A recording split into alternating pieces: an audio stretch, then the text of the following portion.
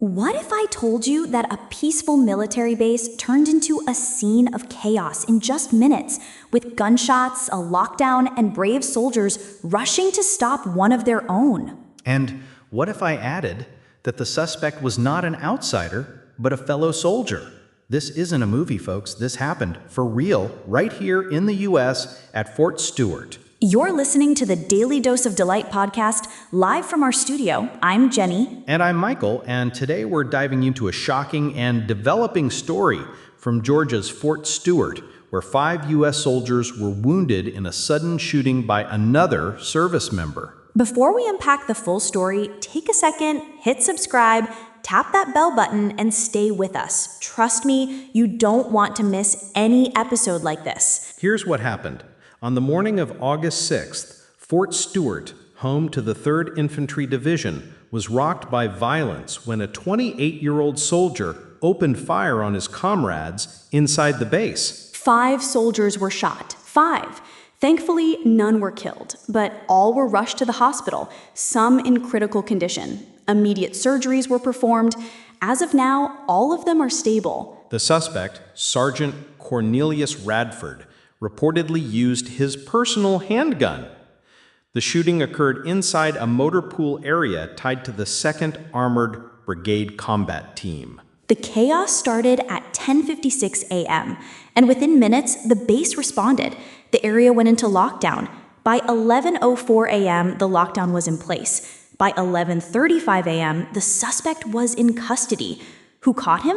Fellow soldiers, his own unit. They tackled and restrained him before military police arrived. That's bravery, real bravery. But what's even more concerning? Radford had a DUI arrest just a couple of months ago outside of military jurisdiction. And guess what? His command reportedly didn't know about it until after this shooting happened. Exactly. That raises some serious questions. Should personal legal issues be more closely monitored in the military, especially when soldiers are carrying weapons, even off-duty? And it's not just about the arrest. There's still no clear motive. Was it mental stress, a breakdown, something else entirely? Investigations by the Army Criminal Investigation Division and the FBI are ongoing. But here's the bigger issue: access to guns on base. Most soldiers aren't allowed to carry personal firearms while on duty or even on base. Only military police usually carry weapons. Yet this was a personal weapon brought in, raising major security concerns. So what now? Officials are reviewing the protocol. Military leaders are promising a deeper investigation into not just this incident, but into how soldiers' mental health, personal records, and weapon access are being managed. And we want to hear from you, our listeners. Do you think military bases should have tighter rules? Or should soldiers have the right to carry weapons, even personal ones?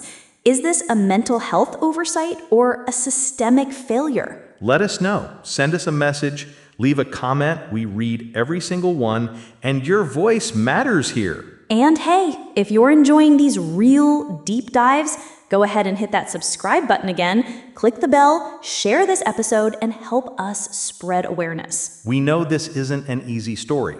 It's emotional, shocking, and complex, but it's also a wake-up call for how we handle internal threats, mental wellness, and soldier support systems. Our hearts go out to the 5 injured soldiers and everyone at Fort Stewart.